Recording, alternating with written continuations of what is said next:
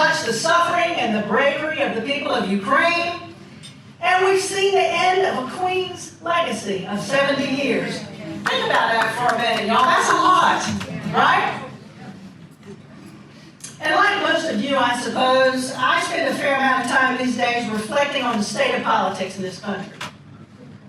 I'm sure you share my grave concerns about the rampant and willful misinformation that is flooding our lives. Not to mention the loss of basic decorum and civility. Donald Trump, Marjorie Taylor Greene, Matt Gaetz, Mark Robinson. I'm left scratching my head because it seems that for them it is a loud and mean race to the bottom. And somehow they're being rewarded for it. I think about the hate-filled rhetoric that is being fed to our people, particularly our young people. It's very troubling. And frankly, I'm rather sick of it. In stark contrast, I remember as a young lawyer, I used to listen to political speeches all the time. To me, it was a beautiful thing when somebody spoke of higher ideals, our better selves. And it gave me that wonderful feeling of pride and civic responsibility.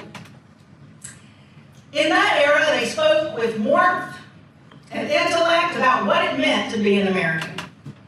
Unifying and patriotic, right? Aspirational. Always full of hope and promise, even in the darkest of times. 9/11 recently passed, right? Aspirational. Those speeches were impactful, so much so that we all remember them. Martin Luther King and his entreaty to people as he told them not to be discouraged. Say it with me, because the arc of the moral universe would eventually bend towards justice. Or John Kennedy, who moved us to service by reminding us to ask not what our country could do for us, but rather what we could do for our country. We all remember that, right? And good Lord, my favorite, Ann Richards of Texas. Inspiring American women by reminding us that Ginger Rogers did everything Fred Astaire did, but just backwards and in high heels. Oh God, she was a badass too, I'll have to say that. You know, as a young, idealistic attorney in New York City in those days, I specifically remember when the New York governor, Governor Mario Cuomo, he was addressing tough questions about his opposition to the death penalty, which, by the way, was not a popular opinion. His position was contentious, but he never wavered. Once he was asked by a reporter how he would feel if his wife were raped and killed. How would he feel? I'll never forget his response. He said that he would feel like any other man and that he would want to choke the life out of that person with his bare hands. But then he said he wanted a government that could be better than he could be as a man. Listen to that. He wanted a government that could be better than he could be as a man. Wow. In that moment, and in one sentence, Governor Cuomo defined for me my whole philosophy of government. It endures to this day. That's the function of government, isn't it? It's to lift us to our better selves, to inspire us to be better than we can be as individuals. So those statesmen and women spoke aspirational words of a better world, a kinder time, a unified nation tackling common enemies and building a better future for all of us. Those were the ideals that shaped my political thinking, and that is why today's political climate breaks my heart every single day. Too many today are in the business of selling division and otherism. Their words unkind and loud. For them, it's about power. It's not about the people. But it's not just their words, because that would be bad enough. It's their actions. And therefore, in word and in deed, they are fraying the fabric of our democracy. They're taking away hard-fought rights of privacy from women as they overturn Roe versus Wade. Originally suggesting, of course, that that was because this was better to be a states' rights issue instead of a fundamental constitutional right. Judges. First time for that. Yeah. But then pretty quickly showing their hand, Lindsey Graham, that name keeps coming up, offering a federal ban on abortion. That guy is a shameless lackey if I have ever seen one.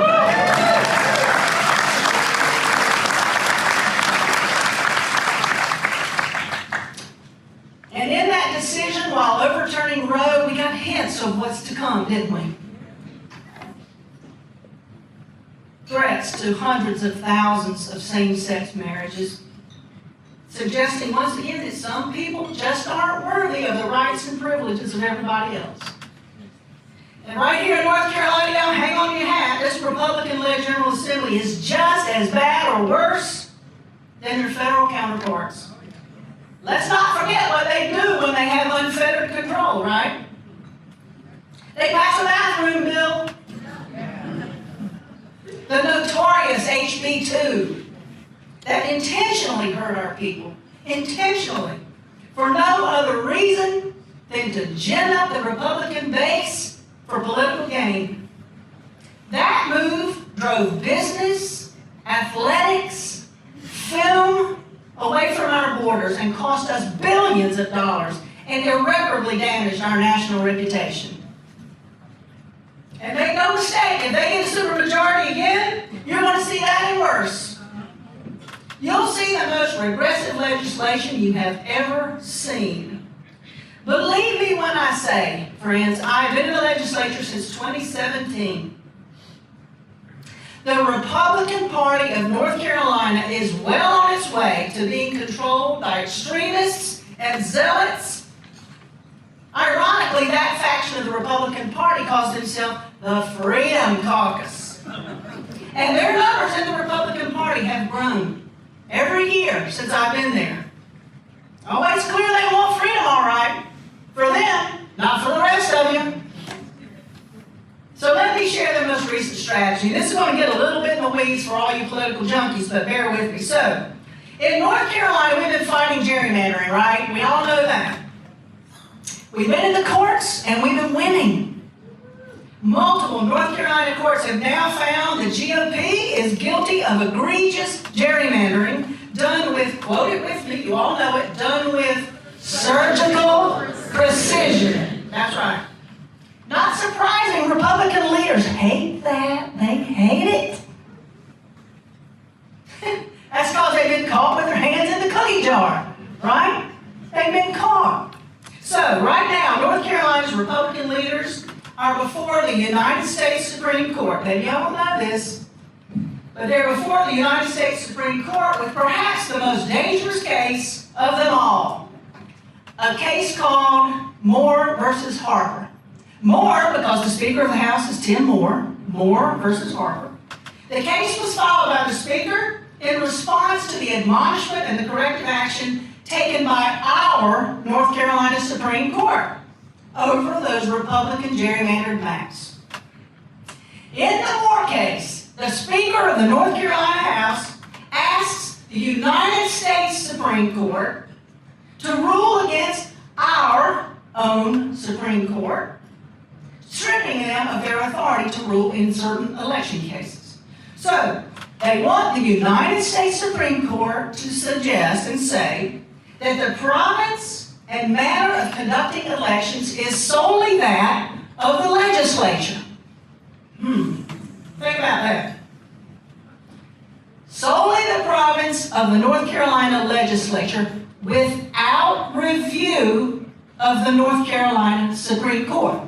Without the review of the North Carolina Supreme Court. Okay, so that would leave the legislature to manipulate elections with impunity, right? So if you thought they had their hand in the cookie jar before, if this case goes the way they want it to, they will own the whole damn cookie factory. Okay? It's bad. It's real bad. It's reckless. Because, y'all, the very foundation of this democracy rests on fair and free elections. And once we let that genie out of the bottle and we destroy people's confidence, I'm not sure we can rebuild it. But that's the way the Republican leadership in Raleigh sees it. I have watched during my time there as they have done everything within their power to strip the governor of his abilities on the courts. So, if you remember civics, you'll remember the executive, the legislative, the judicial, right? 3 co-equal branches, each a leg on a 3-legged stool. This North Carolina Republican legislature wants to saw 2 legs off of that stool. And I don't know how many of y'all have ever sat on a 1-legged stool. That is ill-advised.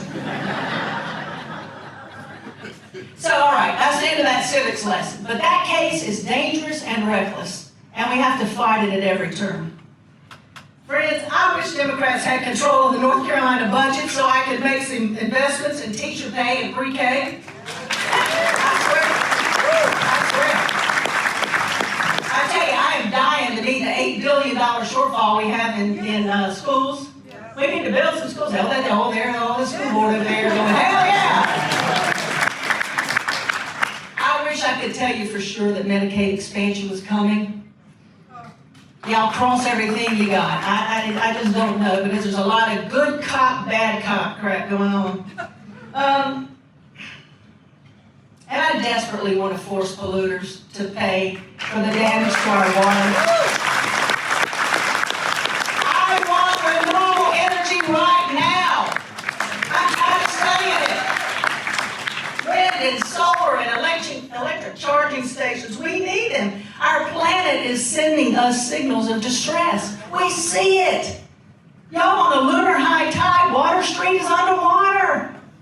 You'd have to have a jet ski to get to the battleship some days across that parking lot. These are real. Climate change is real. I want to take action on criminal justice reform. Oh my goodness, because black and brown people suffer disproportionately. They suffer longer and harsher punishments than their white counterparts, and it's not fair. And how long are we going to ignore that?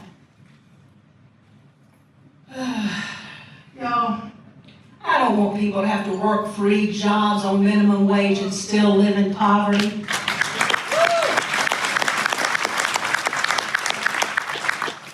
I want an assault weapons ban. It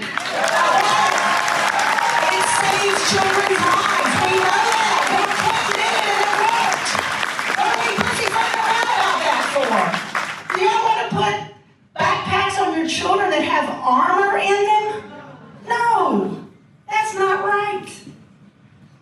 So, oh my God, I want a fair tax structure so that corporations pay their fair share. Who thinks a corporation needs to pay 0 and you pay more? Is that fair? Of course not. So, y'all, these needs are immediate, and yet none of them are going to happen. None of them are going to happen unless Democrats are elected and are able to make it happen. That's just the facts of it. So, this has to be our mission, friends. It's got to be our mission to return the reins of government to Democrats so that these initiatives can be realized.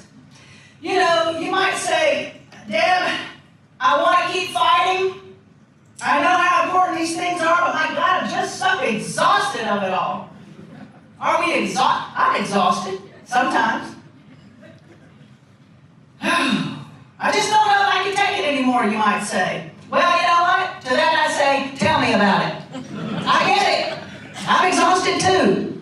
That day I had to lie down for 4 hours. I was so exhausted. But we get back up.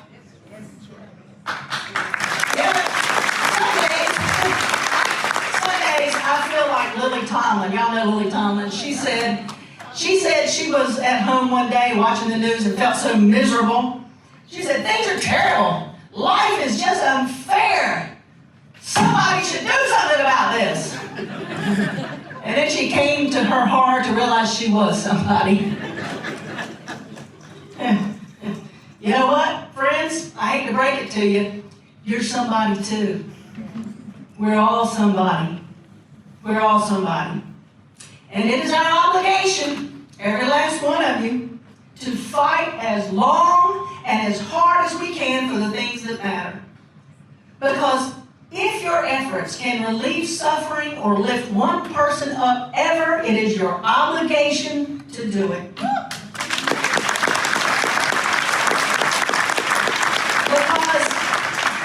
I do believe that the arc of the moral universe bends towards justice, but I don't think it does it on its own. I think we've all got to reach up. Right, Esther? I see you. We've all got to rise up and grab a hold of it, don't we? And pull it towards justice, right? So, it takes all of us holding on together. We've got to use our collective strength and bend that arc towards justice. But we are on the right side of history, y'all. We are on the right side of history. And if you don't know it for sure, just take 1 minute and think about Ron DeSantis and think about what he did yesterday. Are you kidding me? You are going to load planes full of refugees and fly them to Martha's Vineyard with the promise of shelter and a job, knowing that that is a lie. Some of those people crossed 10 countries on foot to come to this country for the promise of a better life.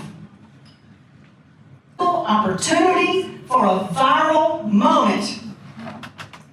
And he took it. He took it at the expense of desperate and terrified people. So yeah, we gotta fight. We gotta fight. So here's what we do. We work every day from now through the finish line. We gotta get engaged.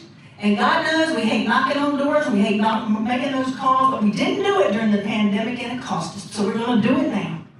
We're going to all do it now. Donate some money. Put out some signs. Work a poll. Force yourself to do that next uncomfortable thing and then do it again. So, if you believe, as I do, that government must lift us up to our better selves, if you want our civil society back as much as I do,